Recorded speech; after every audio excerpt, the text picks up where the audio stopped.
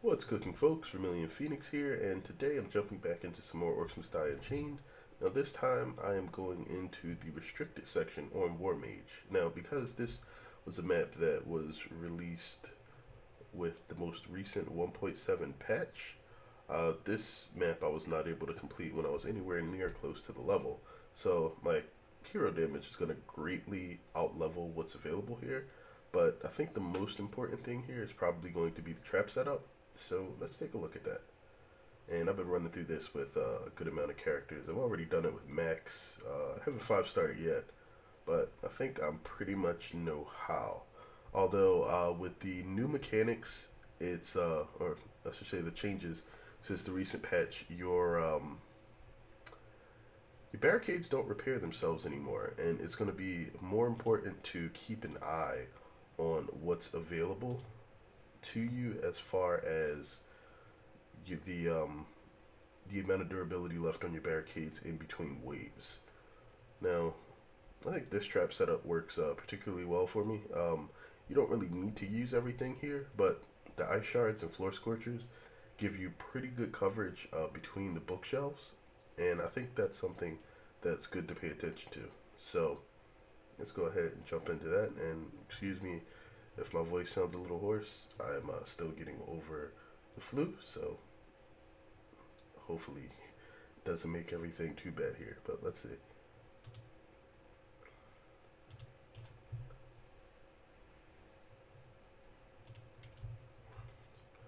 Alright, so the first thing I'm going to want to do here is place a barricade here. I'm using a Great Wall barricade. That'll save me a few coins. Economy is super important on this stage, so the more money you can save, the better. The best characters to do this with are probably going to be Dobbin or Max. And drop a default type Guardian here. It will basically ensure that you're able to get through the beginning of this without pretty much any issue. Alright, if you have wall blades, bring those. Wall chargers also work, but they're super expensive, so I would recommend the blades. Alright.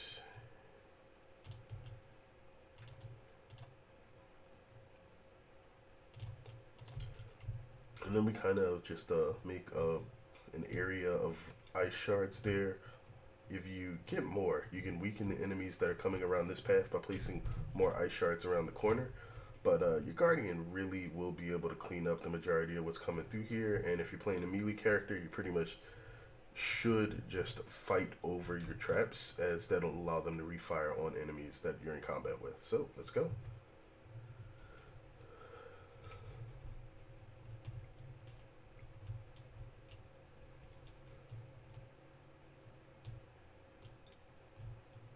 Alright, let's see what we get.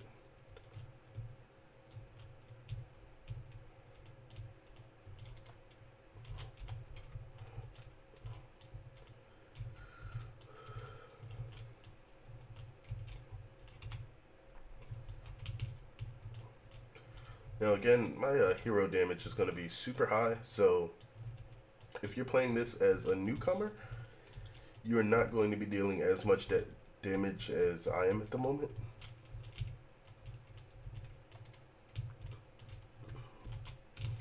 There we go.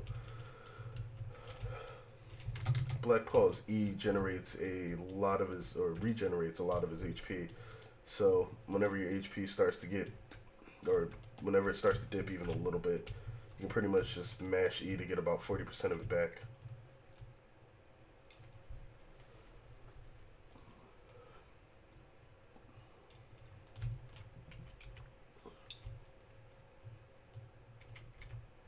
Okay, let's put a few more ice spikes or ice shards around the corner here. And we're gonna go have some words with Bull God, because he's gonna disable the bulk of our traps, which I'm not really a fan of. I'm gonna grab the bonus for Wound the Prey. It's really a good bonus for dealing with heavier enemies that you can't kill easily. When your damage is not way outside of the level range, it'll give you 3 extra seconds of the 250% damage boost that the wounds give you. And so I think it's a lot better than just the 15% damage bonus that you get against large minions. Just because of the way that I play Blackpaw, I combo a lot of his attacks together, and that lends itself to actually being able to deal a lot of damage really quickly. Yeah, I prefer blocking that area in this one and this over here. Whatever you have left, you can start to trap up this area with. And your main thing is just going to be to able to get enough coin to trap up this particular blockade next. This will actually allow you to have a straight path going down here for enemies, and that's going to be important later.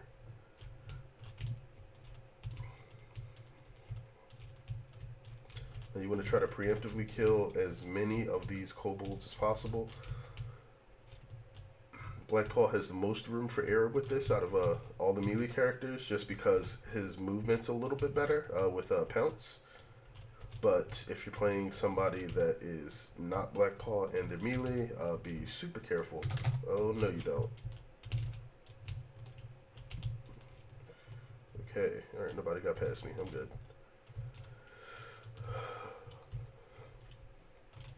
Okay.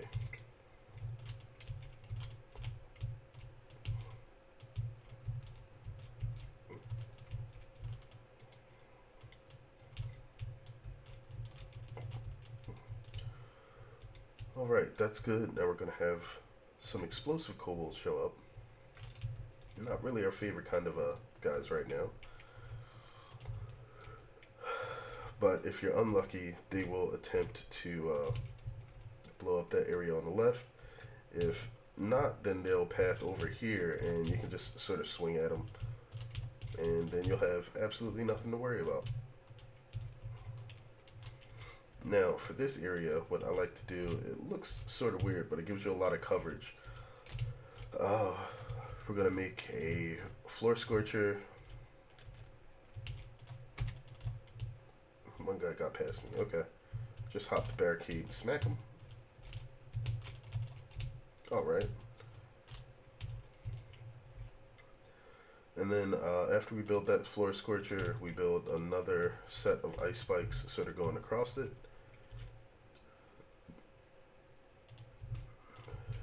And what this will do is if enemies happen to group up while they're trying to travel down this area, there'll be a good amount of them being set on fire, as well as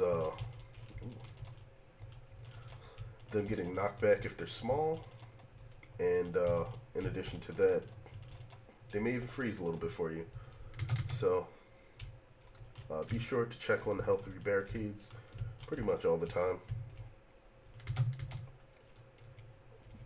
Alright, pretty much the last thing we need to do here is start to get this area set up. Really not that big of a problem, but I'm kind of low on funds here, so I'm going to sell a couple of these so I can put another barricade here.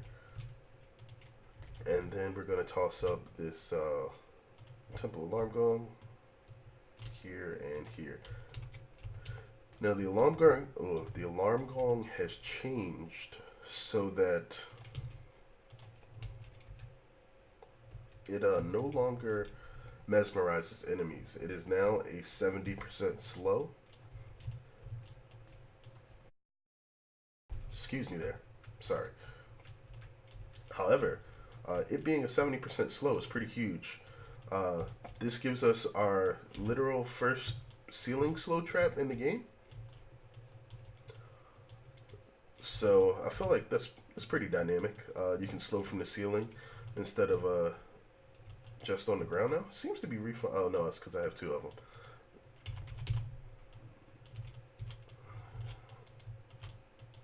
Okay. Well, thanks for popping your deflector while I was stunned, so I didn't kill myself. And now he's dead.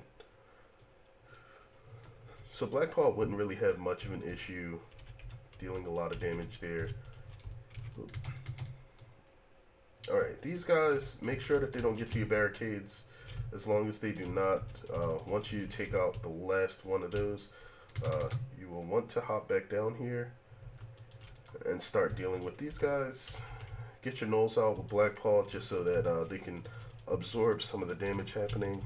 I like to take Kindred Souls pretty much all the time because extra damage on abilities is good.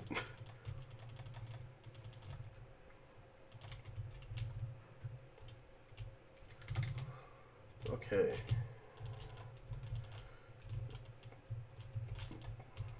There we go. So you can see sort of a mix of ice shards and floor scorchers is doing pretty well. You can do something similar with just ice, with spikes and the ice shards, but in that case what you would do is you'd make a straight line of ice shards, and then, or you make 2 ice shards and then a set of spikes and then 2 ice shards on the other wall so that you kind of get everything being frozen from both sides. Oh, let me get some of these in.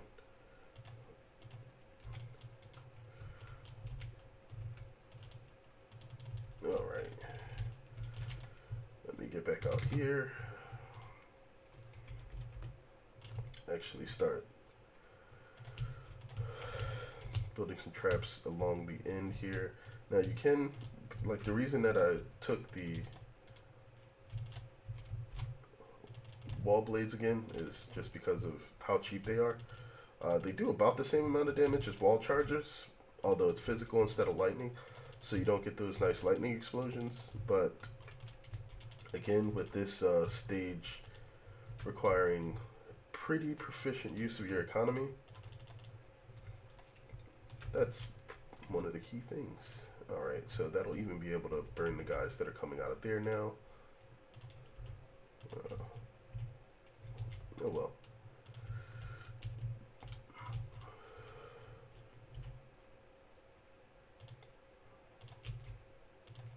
Alright, I don't think this boss is particularly important.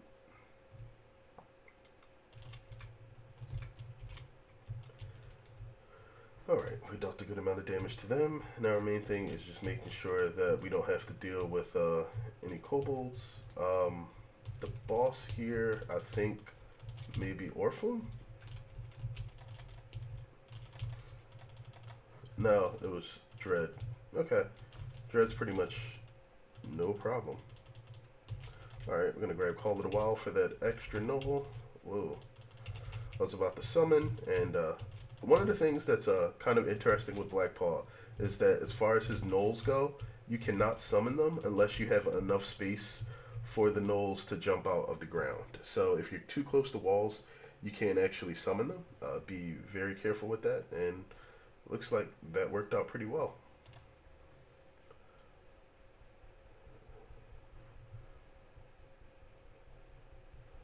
Alright, so we got the restricted section 5-starred on War Mage.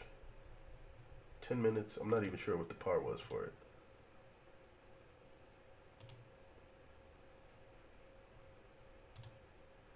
Guess I'll find out in just a moment. So the par was 12 minutes and 45 seconds. So I would chalk up a good amount of that time, like maybe about an extra minute or so, to player DPS.